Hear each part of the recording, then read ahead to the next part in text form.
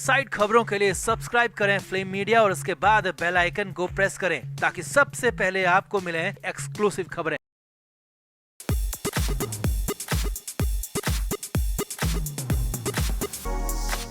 महाराष्ट्र चुनाव को लेकर बड़ी खबर है। उद्धव ठाकरे को लेकर बहुत बड़ी खबर है। सबसे बड़ा खुलासा है क्योंकि ठाकरे के पुराने सहयोगी अब बिल्कुल अलग हो चुके हैं। राजू शेट्टी ने उद्धव ठाकरे की पूरी पोल पट्टी खोल दी है, यहाँ तक कि अंदर तक की सारी बातें बता दी हैं। उद्धव ठाकरे की पार्टी का लोकसभा चुनाव को लेकर प्लान बता दिया है। लोकसभा चुनाव के बाद वो क्या करने वाले हैं, कौन सी सरकार पर, किस सत्ता पर उद्धव ठाकरे की नजर है, कौन सी कुर्सी पर नजर है, सब कुछ बता दिया है। जिसके बाद उनका पूरा गेम ओवर नजर आ रहा है। तो मातोश्री के अंदर जब राजू शेट्टी गए तो क्या क्या हुआ, कैसे पूरी पोल खोली, पूरी कहानी में क्या है, सब कुछ आपको बताते हैं। आप इस वीडियो को शेयर करें और कमेंट करके अपनी राय जरूर दें कि क्या उद्धव ठाकरे अपने प्लान में कामयाब हो पाएंगे या नहीं, कमेंट जरूर करें।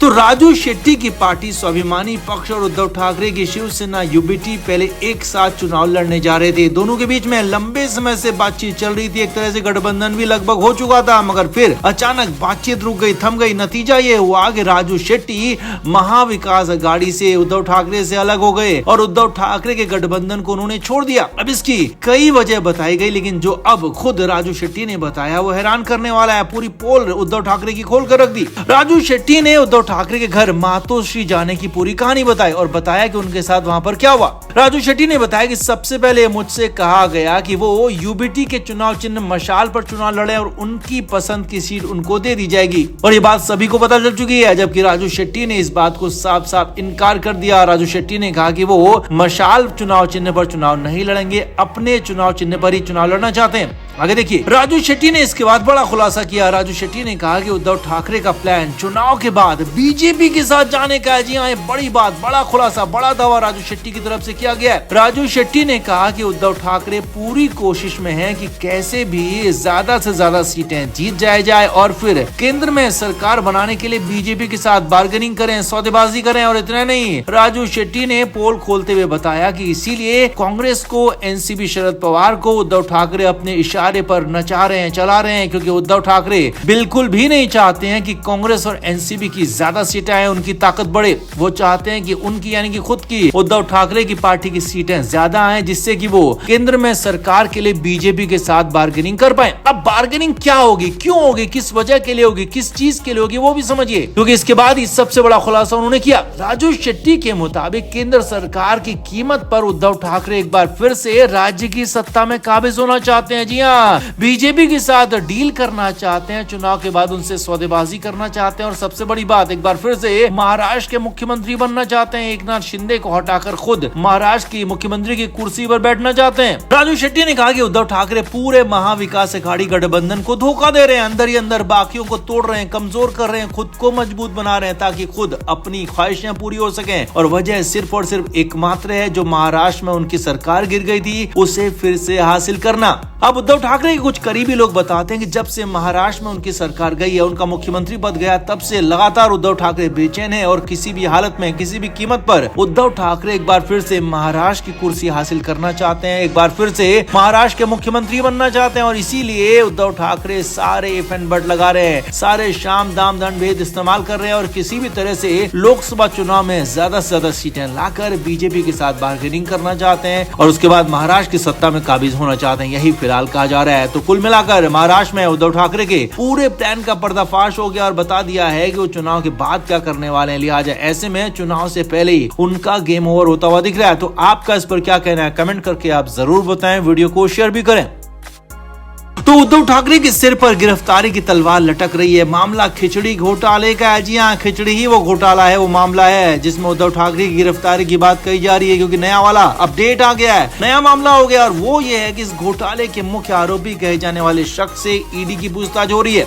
मुंबई उत्तर पश्चिम सीट से शिवसेना यूबीटी यानी कि उद्धव ठाकरे की पार्टी के उम्मीदवार अमोल कीर्तिकर को फाइनली ईडी ने तलब किया है। ईडी की टीम 8 अप्रैल को ईडी की टीम कीर्तिकर से पूछताछ पूछताछ कर रही है। अब चुनाव के दौरान ये पूछताछ हो रही है, चुनाव में ये पूछताछ हो रही है, चुनाव में ही गिरफ्तारी की आशंका भी है। खबर है कि अमोल कीर्तिकर ने ईडी की टीम से बातचीत में बहुत सारी बातें बताई हैं। खबर तो यहाँ तक है कि अमोल कीर्तिकर के बयान के आधार पर उद्धव ठाकरे पर अगला एक्शन होगा। उद्धव ठाकरे को गिरफ्तार किया जा सकता है, क्योंकि जब खिचड़ी स्कैम किया गया तो उद्धव ठाकरे तब मुख्यमंत्री थे और इस मामले में उद्धव के करीबी संजय राउत का भी नाम आया था और संजय राउत के साथ साथ उद्धव ठाकरे को भी खिचड़ी स्कैम में यहाँ गिरफ्तार किया जा सकता है। अब सब कुछ अमोल कीर्तिकर के बयान पर निर्भर हो गया। जी हाँ, अमोल कीर्तिकर की पूछताछ पर सब कुछ डिपेंड हो गया और कीर्तिकर ने सब कुछ उगल दिया, सब कुछ सच सच बता दिया तो फिर कीर्तिकर के साथ साथ उद्धव ठाकरे को भी अरेस्ट किया जा सकता है। बिल्कुल अरविंद केजरीवाल की तरह उन्हें भी जेल की सलाखों के पीछे भेजा जा सकता है और ये सब कुछ होगा चुनाव के बीच में। और अगर उद्धव ठाकरे जेल चले जाते हैं तो उनकी पार्टी के लिए यानी कि शिवसेना यूबीटी के लिए ये झटका नहीं बल्कि बहुत बड़ा झटका होगा, बहुत बड़ा मेगा ये बिल्कुल झटका होगा, क्योंकि इसके बाद उद्धव ठाकरे की पार्टी के पास कोई भी प्रचारक तक बच नहीं पाएगा। उनकी पार्टी का कोलैप्स होना पूरी तरह से तय हो जाएगा और हो सकता है कि इसीलिए बड़ा फैसला यहाँ पर लिया जा रहा हो, इसीलिए ईडी को इस मामले में तेजी के निर्देश भी मिले हो। और अगर ईडी तेजी से काम करती है, तेजी से उद्धव ठाकरे की गिरफ्तारी करती है तो फिर महाराष्ट्र में चुनाव एक तरफा हो जाएगा। तो इस पूरे मामले पर आपका क्या कहना है कमेंट बॉक्स में आप जरूर से जरूर बताएं, वीडियो को शेयर भी करें।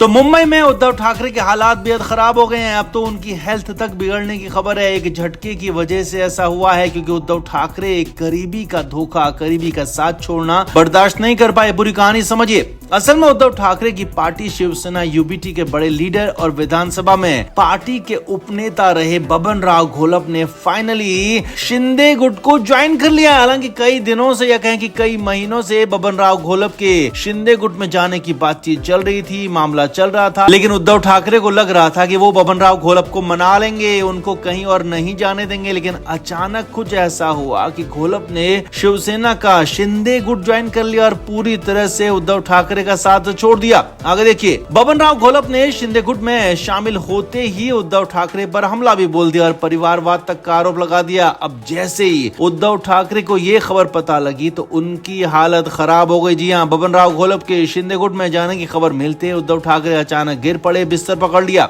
सूत्रों का कहना है कि बबन राव घोलप की खबर को उद्धव ठाकरे बर्दाश्त नहीं कर पाए, उन्हें चक्कर आ गया। चक्कर आया तो गश खाकर गिर पड़े और उसके बाद ही उन्हें बिस्तर पर पहुंचा दिया गया। तुरंत डॉक्टर्स की टीम भी बुलाई गई, घर पर ही चेकअप किया गया, उनके हालात पर नजर रखी जा रही है और खबर है कि उनका ब्लड प्रेशर फ्लक्चुएट कर रहा है, यानी कि कभी कम हो रहा है, कभी ज्यादा हो रहा है। ब्लड प्रेशर ऊपर नीचे जाने से उनकी दिक्कतें भी बढ़ रही हैं, लिहाजा उनकी कैंपेनिंग तक रोक दी गई है, भाषणबाजी रोक दी गई है। सूत्रों के मुताबिक अब कई लोग पार्टी छोड़कर गए, लेकिन उद्धव ठाकरे को इससे बहुत ज्यादा फर्क नहीं पड़ा। यहाँ तक कि एकनाथ शिंदे के जाने का भी बहुत ज्यादा फर्क उनको नहीं पड़ा, लेकिन हाँ, बबन राव घोलप के जाने का उनको खासा असर पड़ा है, नुकसान हुआ है और घोलप के जाने का उनको नुकसान साफ नजर भी आ रहा है। इसीलिए तो वो ज्यादा टेंशन में आ गया और उसके बाद ही उनकी हालत खराब होने लगी। उद्धव ठाकरे को पूरी तरह से आराम करने के लिए कहा गया है, फिलहाल घर पर ही रहने को कहा है, बाहर नहीं जाने, खासतौर पर भाषणबाजी से दूर रहने के लिए कहा गया। अब ठीक चुनाव से पहले चरण की वोटिंग से पहले ये सब कुछ हो रहा है, जिससे शिवसेना यूबीटी की मुश्किलें बेहद ज्यादा बढ़ गई हैं, क्योंकि वोट मांगने नहीं जाएंगे तो जनता तो वोट देने वाली है। वो कैसे वोट देगी, क्योंकि पहले उनकी नाम पहचान सब कुछ संकट में है, उनकी पार्टी का नाम, उनका चुनाव चिन्ह तक शिंदे गुट के पास है, लिहाजा उनके लिए आगे और ज्यादा मुश्किल होने वाली है। तो कुल मिलाकर बेहद करीबी बबन राव घोलप ने शिंदे गुट फाइनली ज्वाइन किया तो उद्धव ठाकरे के लिए, उनकी पार्टी के लिए बहुत बड़ा झटका पर्सनली रहा, क्योंकि इससे उद्धव ठाकरे की तबीयत बिगड़ गई, हालत खराब हो गई। अब क्या उद्धव ठाकरे के लिए आगे और भी मुश्किलें होने वाली है या फिर ये मुश्किल कम थी और ज्यादा बढ़ सकती है? कमेंट बॉक्स में आप भी जरूर बताएं, वीडियो को शेयर भी करें।